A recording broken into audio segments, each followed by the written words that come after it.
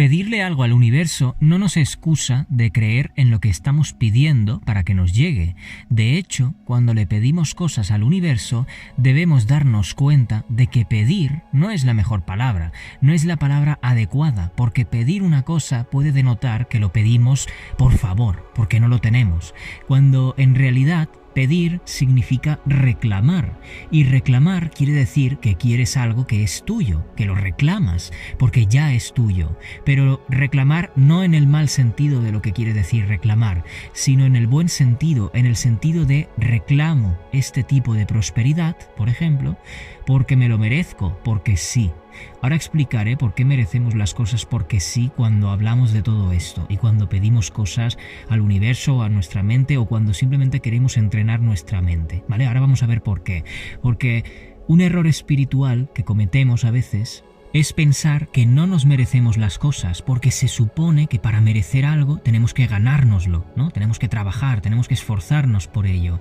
A ver, eso está bien cuando usamos la mente analítica, cuando analizamos algo, ya sea por el trabajo o por el día a día, pero cuando estamos en un momento de quietud, en un momento de paz mental, no debemos usar esa mente analítica, no debemos de pensar de la misma forma que pensamos cuando estamos trabajando o cuando estamos haciendo cosas, porque esa mente analítica no te va a permitir ni soñar ni creer que mereces las cosas porque sí. Y obviamente no podemos esperar pedirle algo a una entidad tan grande como es el universo o el creador o nuestro propio subconsciente con una mentalidad cuadrada, analítica, egocéntrica y todo lo que representa la mente analítica.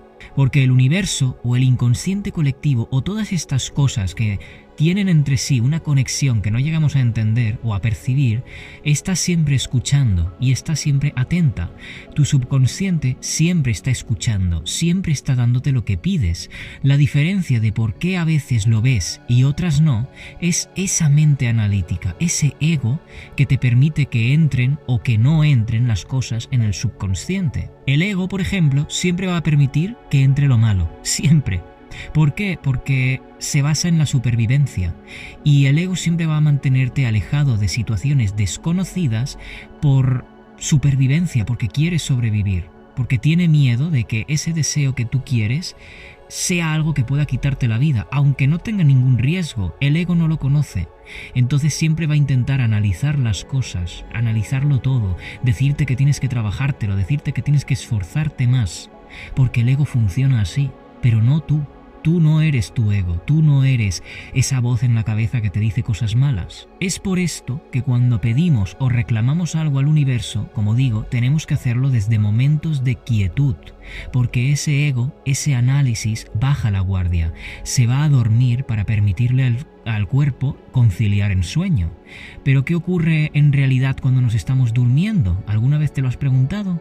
Esto es importante a la hora de pedir al universo algo, ya que cuando estamos durmiendo, dejando de lado todo lo de las ondas teta, beta y alfa y todo esto, que esto quizá ya te suene de algo, de haberlo escuchado antes, dejando de lado eso y explicándolo con palabras un poco chabacanas, pero que vamos a entender mucho mejor, digamos que el cerebro empieza por relajarse, ¿vale?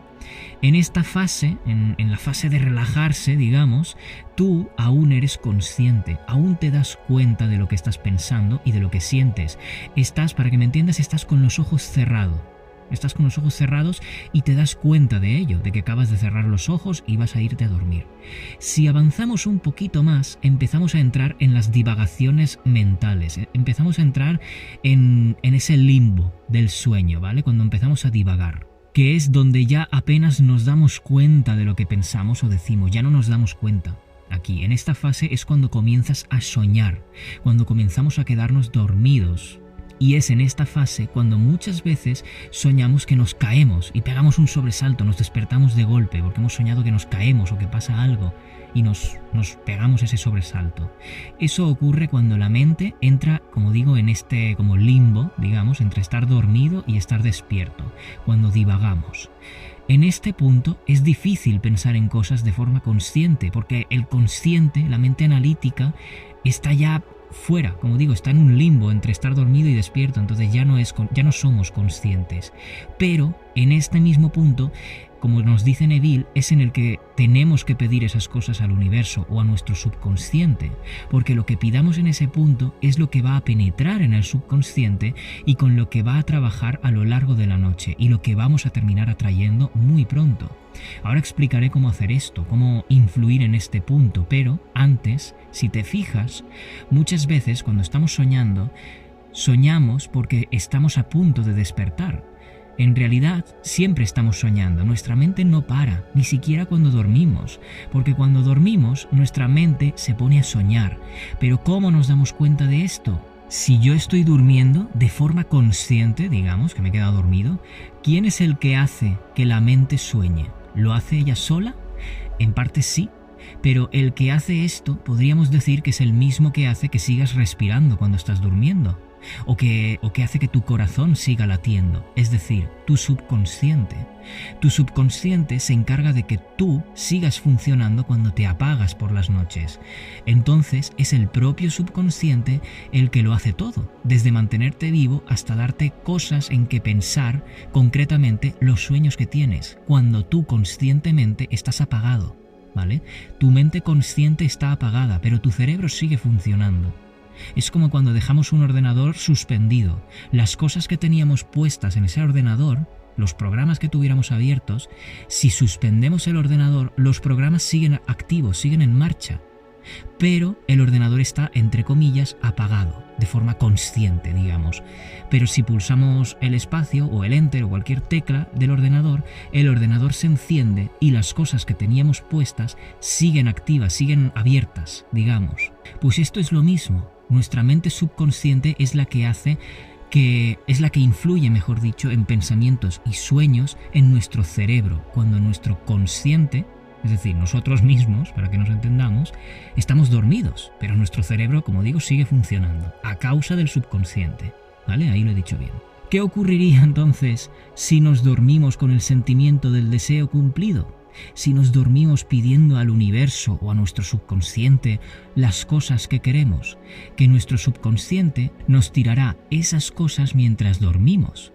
Y quizá me digas, ¿y qué? ¿Qué más da que el subconsciente haga eso? ¿Qué más da soñar con lo que quiero?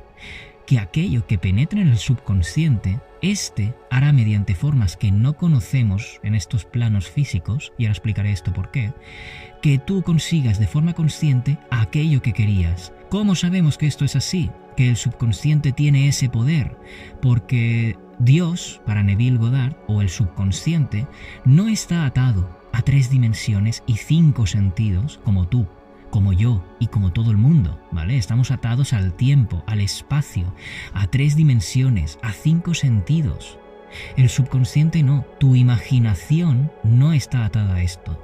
¿Sabes por qué? Porque tú ahora puedes imaginar algo que se escape del tiempo y del espacio en el que estás ahora.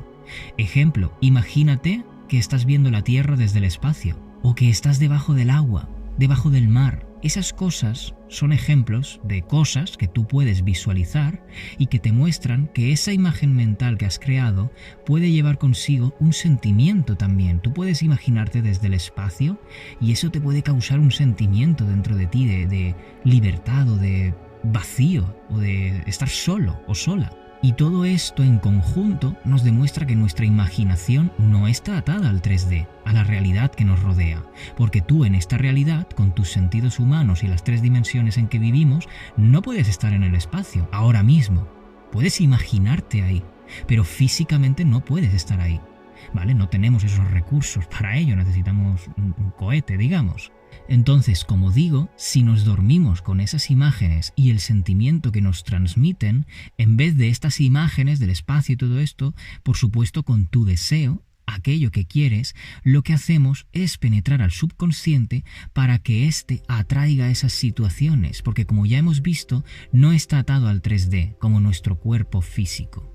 Y entonces ahora quizá me preguntes, ¿y por qué entonces el subconsciente sí que puede atraer esas situaciones que yo de forma consciente no? La Biblia, como siempre, tiene la respuesta, y es que los caminos del Señor, recordemos que según Neville el Señor o Dios es nuestra imaginación humana, son insondables. es decir, que no se pueden rastrear. Es decir, que nosotros dentro tenemos un poder, por así decirlo, o una capacidad, mejor dicho, tenemos una capacidad imaginativa de crear situaciones de formas que con estos 5 sentidos humanos y 3 dimensiones en las que vivimos no podemos percibir. Tú puedes imaginar que estás en el año 1900, porque puedes imaginártelo, pero no puedes estar ahí físicamente. Pues si eso puedes imaginártelo de forma consciente, imagina todo lo que podemos hacer sin darnos cuenta, o sin saber ni siquiera que podemos hacer eso.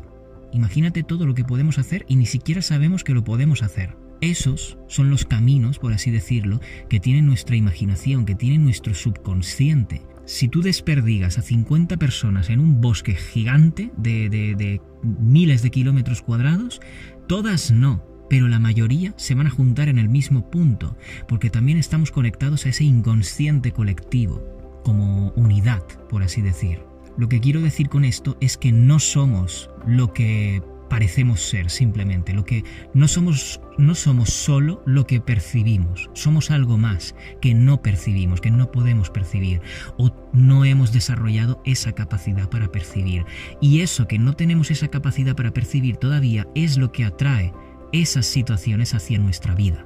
Ahora bien, ¿cómo hacemos todo esto? ¿Cómo nos dormimos con ese sentimiento? ¿Qué tenemos que hacer para que, como he dicho antes, nos quedemos dormidos con nuestro deseo? Esta es una forma muy buena de pedir al universo y a nuestro subconsciente. Y lo que debemos hacer, más allá de lo típico de visualizar o escribir, que bueno, visualizar sí que lo vamos a hacer en realidad, es intentar quedarnos dormidos con ese sentimiento, ¿vale?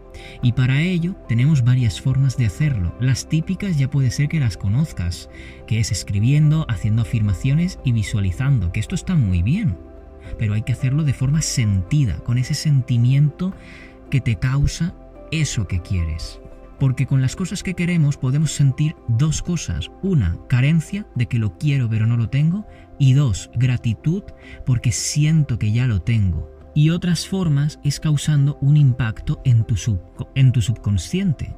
En el comentario fijado y en la descripción del vídeo te dejo un enlace al vídeo que hice de cómo impactar en el subconsciente.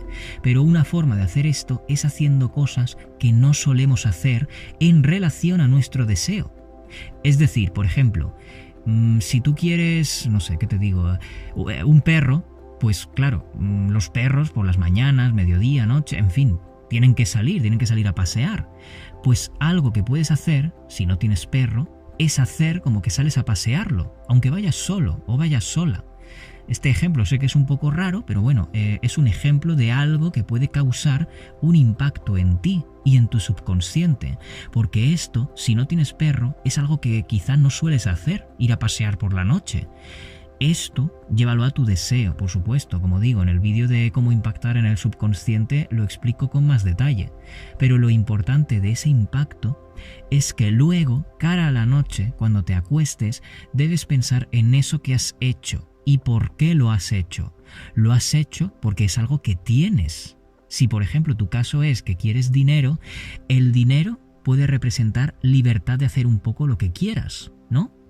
Pues coge por la tarde o por la noche o cuando sea y haz alguna actividad o alguna acción que para ti represente la libertad, que represente ser libre.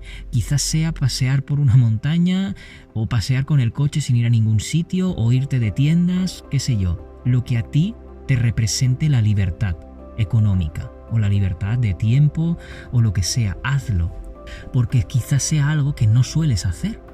Todo esto irá causando un impacto en nuestra mente y nuestra mente subconsciente, de forma que, como digo, cuando nos acostemos, eso que ha causado impacto se va a quedar en nosotros, porque vamos a estar pensando en eso conscientemente, puede ser que pensemos en eso, e inconscientemente también, porque es algo que no hacíamos de normal, no hacemos de normal. Entonces es algo que nos impacta. Nuestra mente va a interpretar que es algo nuevo, es algo que nos ha gustado y es algo de lo que queremos más.